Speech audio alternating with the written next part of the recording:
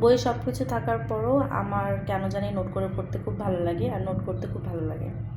তো গতকালকে আমি মধ্যযুগ থেকে এই বিষয়গুলো পড়েছিলাম আর নোট করেছিলাম, সেটাই আমি আজকে রিভাইজ করব। তো চলুন আমরা কি পড়েছিলাম আপনাদের সাথে শেয়ার করি। সো মধ্যযুগের ব্যাপ্তিটা ছিল হচ্ছে 1201 থেকে 1800 খ্রিস্টাব্দ পর্যন্ত, এবং এই যে 1201 থেকে 1350 পর্যন্ত অন্ধকার যুগ বলা হয়, এটা আমরা সবাই জানি। সো আমি আসলে একদম ধারাবাহিকভাবে না পড়ে প্রশ্ন আর উত্তর আকারে পড়ার চেষ্টা করি, তাহলে আমার মনে হয় বেশি ভালো মনে থাকে আমার জন্য। সো সাহিত্যে অন্ধকার যুগ কাকে বলে? বেসিক্যালি 1204 সালে বা খ্রিস্টাব্দে ইখতিয়ারউদ্দিন মোহাম্মদ বিন বখতিয়ার খিলজি আমাদের বাংলা বিজয় করে নেয়, ফলে বাংলা যে শাসনভার এটা মুসলমানদের হাতে চলে যায়, এবং এই সালটা ছিল হচ্ছে 1201 থেকে 1350 পর্যন্ত। এই সময় আসলে উল্লেখযোগ্য কোনো সাহিত্যকর্মই সৃষ্টি হয়নি, আর এই সময়কে বলা হয় অন্ধকার যুগ। এই যুগের ব্যাপ্তি ছিল বেসিক্যালি হচ্ছে তুর্কি শাসনামল পর্যন্ত, এবং এই সময় হচ্ছে সহজিয়া সম্প্রদায়ের যে সাহিত্যগুলো ছিল সেগুলো বিলুপ্ত হয়ে যায়। আমরা জানি যে প্রাচীন যুগে সহজিয়া যারা ধর্ম ছিলেন বা বৌদ্ধগণ, তারাই কিন্তু সাহিত্য চর্চায় ব্রতী হয়েছিলেন এবং তারাই বিভিন্ন সাহিত্যকর্ম তৈরি করেছেন। তো তারা যখন চলে যায় বা তাদের সম্প্রদায় যখন বিলুপ্ত হয়ে যায়, তখন কিন্তু আসলে আমরা সেভাবে কোনো সাহিত্যকর্ম পাই না। তো এই সময়টাকে বলা হচ্ছে অন্ধকার যুগ।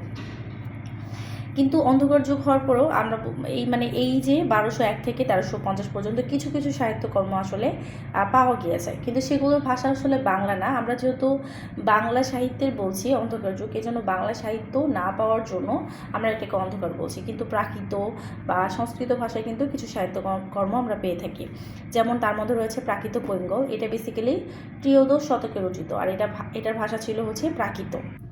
এটাকে বলা হচ্ছে অন্ধকার যুগের প্রথম সাহিত্য নিদর্শন। এটা রচনা করেছেন শ্রীহর্ষ। এরপরে সেকেন্ড যেটা আমরা পেয়েছি সেটা হচ্ছে শূন্য পুরাণ। এটা রচনা করেছেন রামায় পণ্ডিত। শূন্য পুরাণ রচনা করেছেন রামায় পণ্ডিত, এবং এটার ভাষা হচ্ছে সংস্কৃত। এটার অধ্যায় হচ্ছে 51টি। এর আসলে নাম পাওয়া যায় না, কিন্তু এই যে শূন্য পুরাণ, এই নামটা তাহলে কে রেখেছেন? এই নামটা রেখেছেন বিশ্বকোষ প্রণেতা নগেন্দ্রনাথ বসু, এটার নাম রেখেছেন। তবে নাম রাখার ক্ষেত্রে তিনি কিছু বিষয় বিবেচনা করেছিলেন। প্রথমত, শূন্য পুরাণের ভূমিকায় শূন্য পুরাণ নাম পাওয়া গিয়েছে, সেই অনুযায়ী। আরেকটা হচ্ছে যে শূন্যময় দেবতা ধর্ম ঠাকুরের পূজা বর্ণনা আছে, তাই এই যে শূন্য পুরাণ, এখানে শূন্যময় দেবতার পূজা বর্ণনা করা আছে। আরেকটা হচ্ছে শূন্য পুরাণের ভূমিকায় শূন্য পুরাণ নাম পেয়ে বিশ্বকোষ প্রণেতা নগেন্দ্রনাথ বসু এটার নাম রেখেছিলেন। এরপর নগেন্দ্রনাথ বসু এটা 3টি পুঁথিপাঠ সংগ্রহ করে শূন্য পুরাণ নামে বঙ্গীয় সাহিত্য পরিষদ থেকে এটা প্রকাশ করেছেন 1314 বঙ্গাব্দে।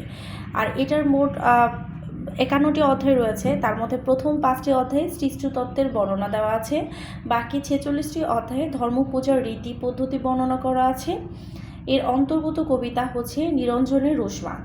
ব্রাহ্মণ্য শাসনের পরিবর্তে যে মুসলিম শাসন প্রচলনের পক্ষে মনোভাব যুক্ত হয়েছে এখানে, তাহলে এটার অন্তর্ভুক্ত কবিতা হচ্ছে নিরঞ্জনের রুশমা, এবং এখানে ব্রাহ্মণ্য শাসনের পরিবর্তে মুসলিম শাসন প্রচলনের পক্ষে যে মনোভাব এটা যুক্ত করা হয়েছে। এরপর রয়েছে শেখ শুভদয়া। এই শুভদয়াটাও কিন্তু বাংলা ভাষায় না, এখানে অশুদ্ধ বাংলা এবং সংস্কৃত ভাষা ব্যবহার করা হয়েছে, এবং এতে মোট গদ্য পদ্য মিলিয়ে অধ্যায় আছে 25টি। জালালউদ্দিন তামরিজি নামক একজন অলৌকিক ব্যক্তি ছিলেন, যিনি অনেক বেশি শক্তিধর ছিলেন। তিনি কি করতেন?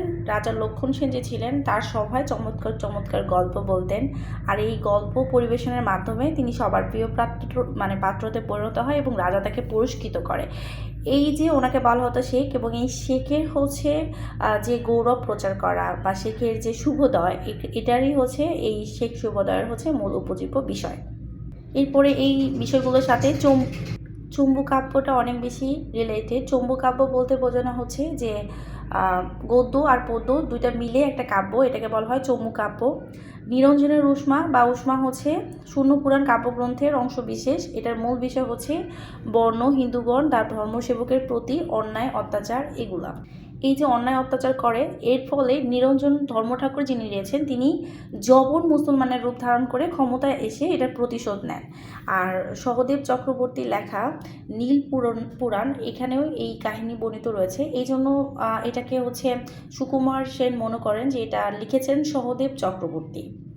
সো আরেকটু যদি আমরা বিশ্লেষণ করি তাহলে 1201 থেকে 1350 পর্যন্ত তুর্কি বিজয়ের পরে ধর্মীয় সংস্কৃতির পরিবর্তন হয়। প্রায় 150 বছর শাসকদের তাণ্ডবে জনজীবন অনেক বেশি বিপন্ন হয়ে ওঠে। তখন কিন্তু হচ্ছে মকের মুলুক, তারপর তুর্কি নাচন, এই বাগধারাগুলো মানে আমরা পেয়ে থাকি। তো এত পর্যন্ত ছিল আমার গতকালের পড়া, এটা আমি রিভাইজ করলাম।